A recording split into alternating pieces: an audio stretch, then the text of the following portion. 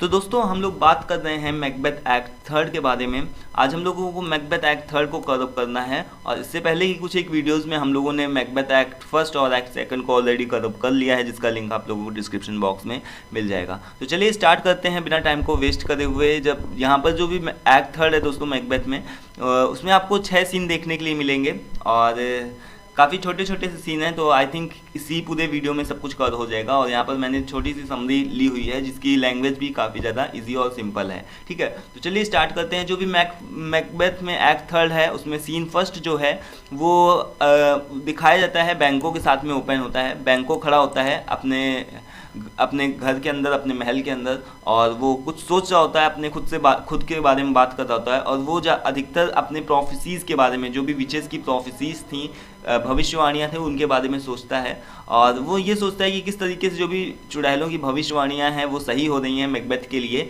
और लेकिन उसको इन सभी चीज़ों से मतलब नहीं है, उसको तो इस चीज़ से मतलब है कि कब चुड़ैलों की थर्ड भविष्यवाणी सही हो और कब उसकी डिसेंडेंट्स, मतलब कि जो उसके लड़के हैं, जब मतलब जो भी उसके वंशज है वो राजा बने। ठीक है, तो उसको तो अपने बेटे की परवाह है। ठीक है, उसको तो अपना बेटा दिख रहा है, उसको ये लग रहा है कि कब मेरा लड़का राजा बनेगा। ठीक है, तो यहाँ पर से दोस्तों तभी वो कुछ इस तरीके की बातें सोच ही रहा होता है, तभी उसके पास में, बैंकों के पास में कोई आता है जो भी एक पत्र देने वाला होता है। एक इनविटेशन कार्ड आता है जो कि मैकबेथ की तरफ से भेजा गया होता है। ठीक है, और जिसमें मैकबेथ ने बैंकों को इनवाइट किया होता है अपने एक घर की पार्टी में। ठीक है, जो कि शाम को होने वाली है। और उसी पार्टी में दोस्तों मैकबेथ बैंकों को इनवाइट करता है और बैंको इस चीज़ को एक्सेप्ट भी कर लेता है। वो बोलता है कि ठीक है, मैं आऊँगा, ज़रूर आऊँगा। और यहाँ से दोस्तों दिखाया जाता है फिर जो मैकबेथ है उसका सीन यहाँ पर से लिया जाता है। यहाँ पर आप देख रहे हैं जो भी मैकबेथ है उसका सीन लिया जाता है और वो अकेला खड़ा हुआ दिखाई पड़ता है पूरे स्टेज में। जो भी स्टेज बोल लो आप, पूरा उसका महल बोल लो, कमरा बोल लो, ठीक है, वो अकेला खड़ा हुआ दिखाई पड़ता है। तभी एक सर्वेंट आता है, उसके पास में नौकर आता है और उसको ये बताता है कि आपसे कुछ आदमी मिलने के लिए बाहर आए हुए हैं। ठीक है, तो जब मैकबेथ ये चीज़ सुनता है तो वो बोलता है कि ठीक है, जाओ तुम उनको अंदर लेकर के आओ और उनको मेरे से मिलने दो। ठीक है, तो ये करके सर्वेंट फिर से वापस चला जाता है और फिर से मैकबेथ यहाँ पर अकेले सीन में दिखाई पड़ता है, alone on the stage once again. ठीक है, किस तरीके से मैकबेथ जो है अकेले फिर से स्टेज में दिखाई पड़ता है। ठीक है, वो फिर से अकेलापन कुछ एक महसूस करता है। तभी जो वो आते हैं, जो भी जो आदमी आते हैं उससे मिलने के लिए, वो एक्चुअली हमको दोस्तों यहाँ पर पता चलता है कि वो आदमी नहीं होते हैं, वो एक्चुअली में मर्डरर्स होते हैं जो कि मैकबेथ हायर करता है बैंको और उसके बेटे फिलेंस के मर्डर के लिए। ठीक है, तो वो जो मैकबेथ है ना वो हायर करता है, उन कुछ एक अपने आदमियों को रखता है कि जाओ जा करके जो भी रास्ते में जब बैंको और उसका लड़का आ रहा होगा, ठीक है, इनविटेशन जैसा कि मैंने भेजा है, जब शाम को पार्टी में आ रहा होगा तभी उनके बीच में जा करके उनका मर्डर कर देना, हत्या कर देना। ठीक है, और उससे भी ज़्यादा ज़रूरी बात तो ये है कि बैंको मरे या ना मरे लेकिन उसका बेटा नहीं बचना चाहिए, क्योंकि सबसे ज़रूरी तो वही था ना, क्योंकि बैंको राजा तो बनेगा नहीं, ये चीज़ तो क्लियर है, लेकिन उसकी संतानें, उसके वंशज, उसकी डिसेंडेंट्स यही राजा बन सकते हैं। तो इस वजह से जो भी फिलेंस है उसको मारना ज़्यादा ज़रूरी है। लेकिन कमाल की बात यहाँ पर दोस्तों यही होती है कि बैंको को तो मार दिया जाता है, जो भी उसके मैकबेथ के आदमी होते हैं वो बैंको को तो मार देते हैं, लेकिन जो उसका वो बोले तो कि बैंको की संतान होती है, फिलेंस होती है, जो भी बैंको का बेटा होता है फिलेंस, वो भाग जाता है। ठीक है, तो यहाँ पर से हमको ये चीज़ पता चलता है कि जो मैकबेथ है उसको अभी भी इस चीज़ का खतरा है कि आगे उसको इस चीज़ का यही खतरा है कि आगे हो ना हो बैंको का लड़का राजा बन सकता है। ठीक है, तो उसका साम्राज्य, जो भी उसका राज्य है, वो जाने का अभी भी डर है, क्योंकि चुड़ैलों की थर्ड भविष्यवाणी तो यही थी कि बैंको के लड़के जो भी है वही राजा बनेंगे। ठीक है, तो इसको यहाँ पर से आप देख सकते हैं कि द मैन मैकबेथ, यहाँ पर से लिखा हुआ है कि वो जो भी आदमी आते हैं वो एक्चुअली में क्या होते हैं, मर्डरर्स होते हैं जो कि मैकबेथ ने हायर किया होता है। ठीक है, टू किल बैंको एंड उसके लड़के फिलेंस को मारने के लिए। ठीक है, तो यहाँ पर से जो भी एक्ट थर्ड है उसमें सीन फर्स्ट हमारा कंप्लीट होता है। और सीन 2 में हम देखेंगे कि जो लेडी मैकबेथ होती है वो इस चीज़ से काफ़ी ज़्यादा वरी होती है। ठीक है, तभी यहाँ पर से सीन स्टार्ट हो जाता है, सीन सेकंड स्टार्ट होता है। और सीन सेकंड में ये चीज़ दिखाई जाती है कि जो लेडी मैकबेथ है वो काफ़ी ज़्यादा वरीड होती है, चिंतित होती है इस बात को लेकर के कि जो मैकबेथ था वो पहले हर एक बात शेयर करता था, ठीक है, लेडी मैकबेथ के साथ में। लेकिन अब आजकल क्या हो रहा है कि जो मैकबेथ है वो अपने में अकेला बना रहता है और वो किसी से ज़्यादा बात नहीं करता। और पहले तो कोई भी जब फैसला लेना होता था तो वो लेडी मैकबेथ के साथ मिल करके लेता था, लेकिन अब वो फैसले अकेले लेने लगा है, ठीक है। तो इसमें काफ़ी ज़्यादा चेंजमेंट दिखाई पड़ता है मैकबेथ में, लेकिन फिर भी जो लेडी मैकबेथ है अपने आप को ज़्यादा शो ऑफ करती है, अपने आप को ज़्यादा बढ़ा चढ़ा करके दिखाना चाहती है कि मैं तुम्हारी पत्नी हूँ, इस तरीके से कुछ एक हक जताना चाहती है। तो यहाँ पर सब लिखा हुआ है, देख लीजिएगा आप, कि having not told to her his plans, ठीक है, कि अपने प्लान्स में उसको इन्वॉल्व नहीं करता। और मैकबेथ इस यहाँ तक कि इस प्लान को भी नहीं बताता कि बैंकों को वो मरवाना चाहता है, उसका मर्डर करना चाहता है। ये चीज़ भी अपनी पत्नी को नहीं बताता है, ठीक है, लेडी मैकबेथ को ये भी चीज़ नहीं पता होती।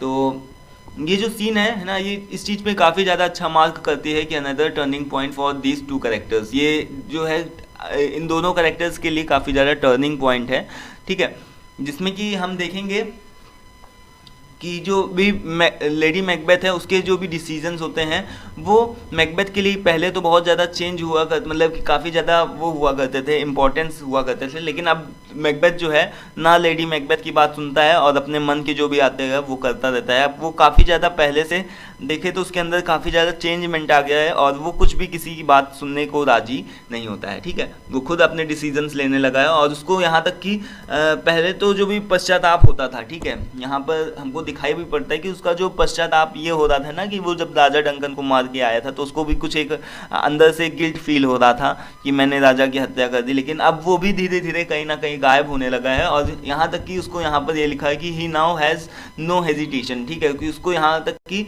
कोई भी हेजिटेशन नहीं होती है about the arranging for Banquo's murder, और बैंकों को मर्डर करने के लिए भी उसको यहाँ तक कि कोई हेजिटेशन नहीं फील होती है, ठीक है। He is now driven slowly by his ambition, अब वो काफ़ी ज़्यादा महत्वाकांक्षी बन चुका है और यही है सब कि किसी की बात नहीं सुनता है, ठीक है। उसके बाद में जो अनदर सीन होता है दोस्तों वहाँ पर हमको देखने को मिलेगा in scene 3 the two murderers are join by the third murderer. इसका मतलब ये है कि जो दो मर्डरर्स हैं वो तीसरे मर्डरर से मिलते हैं और बैंकों के ऊपर अटैक कर देते हैं और उसको मार डालते हैं, ठीक है। तभी जो वहाँ पर फिलेंस होता है वो किसी तरीके से इस चीज़ को मैनेज कर लेता है, भागने की प्लानिंग को मैनेज कर लेता है और वो भाग निकल जाता है। This detail is important because it allows for the possibility that Banquo's heirs, मतलब कि यहाँ पर जो भी बैंकों का अभी भी जो भी उत्साह दिखा दी, बैंकों तो मर गया चलो उसकी कोई बात नहीं है, लेकिन जो भी उसका अभी भी उत्साह दिखा दी है फिलेंस है वो अभी तक जिंदा है और इस चीज़ की तरफ इंडिकेट करता है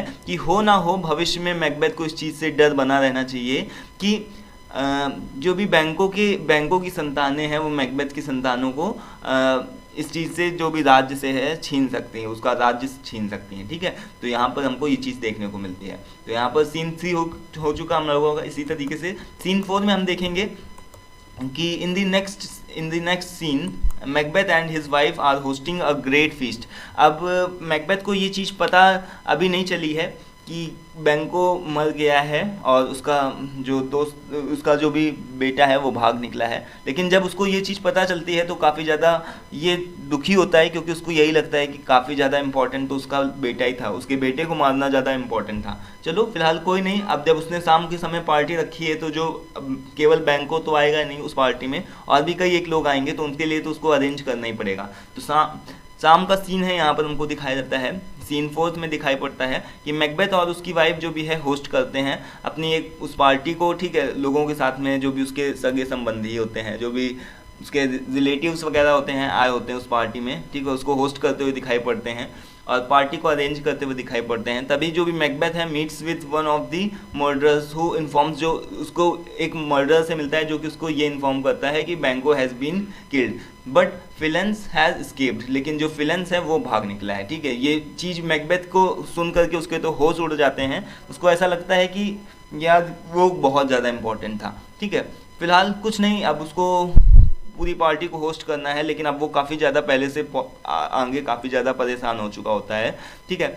यहाँ तक कि उसको उस पूरी पार्टी में ना दोस्तों यहाँ पर सी द गोस्ट ऑफ बैंकोस, मतलब कि वो क्या करता है कि वो बैंकों का गोस्ट देख लेता है, मतलब भूत को देखता है। बैंको जो मर चुका है उसके भूत को देखता है कि उसकी आगे की चेयर में वो बैठा हुआ है और वो देख करके पागलों जैसी कुछ एक हरकत करने लगता है, जिससे कि जो भी लोग वहाँ के होते हैं उनको तो कोई नहीं भूत दिखता है, लेकिन उसको जो जो मैकबेथ है उसी को केवल ये बैंकों का भूत दिखता है और वो इस चीज़ को देख करके पागलों जैसी हरकत करने लगता है। ठीक है, तभी जो लेडी मैकबेथ होती है उसको संभालती है और ये बोलती है कि यहाँ कोई भूत वूत नहीं है, तुम क्यों तुम परेशान हो रहे हो फालतू में। ठीक है, तो इस तरीके से जो लेडी मैकबेथ है उसको संभालती है और ये बोलती है कि तुम मेहमानों के सामने इस तरीके की हरकतें मत करो, ठीक है, जिससे तुम्हारे ऊपर लोग शक करने लगें।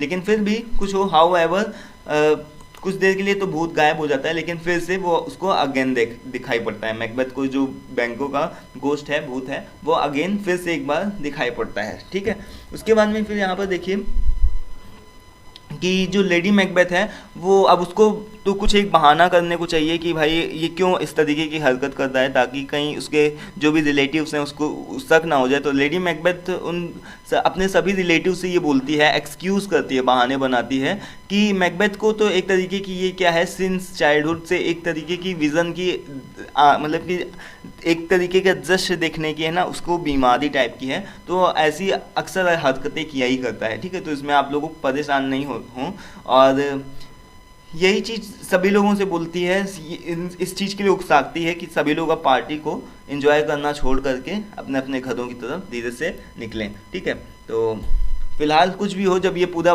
गोस्ट वाला ये सारी चीज़ें ख़त्म हो जाती है तो यहाँ पर जो भी लेडी मैकबेथ है ये और एक चीज़ रिमार्क करती है अपने हस्बैंड को कि अबाउट सम र्यूमर्स। ठीक है, जो कि उसने एक र्यूमर अफवाह सुनी होती है कि जो भी मैकडफ है वो उसके खिलाफ है और वो इस चीज़ की तरफ तैयारी करता है कि मैकबेथ के खिलाफ एक अलग से सेना को तैयार करने के लिए वो कुछ एक तैयारियां कर रहा है। ठीक है, तो ये चीज़ को भी एक इम्पॉर्टेंट थिंग रखती है। Macbeth decides that he will try to find the witches again. अरे वो तो बात एक अलग की है, जो भी उसकी लेडी मैकबेथ है ना वो उसको अपने हस्बैंड को ये बताती है कि कुछ एक अफवाह के बारे में। ठीक है, र्यूमर्स का मतलब होता है अफवाहों के बारे में। She had heard about the Macduff, कि मैकडफ जो भी है वो शायद इंग्लैंड भागने की तैयारी कर रहा है और वो तुम्हारे खिलाफ अलग से एक आदमी तैयार करने वाला है। ठीक है, तो इस चीज़ के बारे में बताती है। फिलहाल मैकबेथ को अभी इस सारी चीज़ों से कोई भी मतलब नहीं है, उसको तो अपने भविष्य को लेकर के चिंता है। उसकी जो पावर है उसको ये लगता है कि मेरी पावर ये हमेशा बनी रहनी चाहिए और इसी चीज़ को देखते हुए वो है ना एक बार फिर से उन तीनों चुड़ैलों के पास में फिर से अगेन जाने की एक प्लानिंग बनाता हुआ दिखाई पड़ता है और वो सोचता है कि Macbeth decided that he will try to find the witches again. ठीक है, कि वो फिर से उन तीनों चुड़ैलों से मिलेगा जा करके to get more information about his own future, कि अपने आगे की भविष्य के बारे में वो और भी ज़्यादा जान सके। ठीक है, तो यहाँ से हमारा सीन 4 जो है वो ख़त्म होता है। उसके बाद में फिर यहाँ पर दोस्तों हम लोग एक्ट 3 में सीन 5 में देखेंगे कि एक बार फिर से विचेस के साथ में पूरा कर्टन जो है खुलता है, पर्दा खुलता है और विचेस लोग जो हैं वहाँ पर फिर से गैदर्ड होती हैं। और दोस्तों यहाँ पर जो भी विचेस होती हैं वो मिलती हैं अपने बोले तो कि भूतिया राजा हिकेट्स थे। हिकेट्स कौन होते हैं, जो भी है था गॉडेस ऑफ विच क्राफ्ट। ठीक है, जो कि जादू टोना के एक तरीके से बोले कि भगवान होते हैं। ठीक है, विच क्राफ्ट का मतलब होता है कि जादू टोना करने वाले। ठीक है, उसी को कुछ एक बोलते हैं, तो यहाँ पर आप देख लीजिएगा। फिलहाल वो हिकेट्स से मिलती हैं और जो हिकेट्स होते हैं जो भी भूतों के राजा होता है या फिर भूतों का भगवान जो भी होता है वो उसको एक्सप्रेस करता है तीनों चुड़ैलों को कि अभी देखो तुमसे मैकबेथ फिर से शायद मिलने हो सकता है आए, और इस चीज़ पे नाराज़गी भी डिस्प्लेजर भी प्रकट करता है कि किस तरीके से जो भी मैकबेथ है उसने अपने भविष्य के साथ में खिलवाड़ कर लिया। ठीक है, उसको अपने भविष्य के साथ में छेड़छाड़ नहीं करनी चाहिए थी, वो खुद ही स्वतंत्रता पूर्वक सब कुछ बन जाता और वो आराम से चाहता तो सब कुछ मज़े से ले सकता था, लेकिन उसने फालतू में राजा डंकन को मार डाला और फालतू में अपने भविष्य के साथ में खेल रहा है। वो उसको कुछ भी डरने की ज़रूरत ही नहीं थी, सब कुछ आराम से खुद पे खुद होता, लेकिन उसने ऐसा कर रहा है तो कोई नहीं। अब फिलहाल जब वो आएगा, जब वो मैकबेथ तुमसे मिलने आएगा तो ठीक है, तो तुम उसको ये चीज़ बताना, Macbeth comes to visit they will show him vision, तुम उसको है ना एक तरीके का ऐसा जैसे एक तरीके की झूठी सांत्वना देना कि तुमको है ना कि किसी भी चीज़ से डरने की ज़रूरत नहीं है, ठीक है। उसको ऐसी सांत्वना देना कि जिससे कि उसको ऐसा लगे कि मैं एक सिक्योरिटी में हूँ, ठीक है। हालांकि वो सिक्योरिटी में तो नहीं होगा, कभी भी नहीं होगा, लेकिन फिर भी तुम उसको है ना एक तरीके का फॉल्स सेंस ऑफ सिक्योरिटी देना कि उसको ऐसा लगने लगे कि वो सिक्योरिटी में है, ठीक है, जिससे कि वो कुछ भी किस और भी ज़्यादा लोगों को ना मारे, ठीक है। तो यहाँ पर हमको सीन 5 में यही चीज़ देखने को मिलेगा। उसके बाद में जो सीन 6 है, जो कि फाइनल सीन है, उसमें हम देखेंगे कि दो स्कॉटिश नॉवेल मैन हैं, जो कि लेनॉक्स है। आप लोग ने लेनॉक्स के बारे में तो जाना ही, पहले ही पढ़ा होगा, और एक दूसरा स्कॉटिश नॉवेल मैन है लॉर्ड, ठीक है। तो ये दोनों लोग हैं जो कि जा रहे हैं रास्ते में, और ये लोग आपस में बात करते हुए जाते हैं, और ये स्कॉटलैंड के बारे में बात करते हैं, जो कि आजकल चल रहा है। स्कॉटलैंड में क्या क्या चीज़ें हो रही हैं, कि discuss recent going on in Scotland, ठीक है। स्कॉटलैंड में क्या क्या चीज़ें हो रही हैं, ठीक है, इसके बारे में बात करते हुए जाते हैं रास्ते में।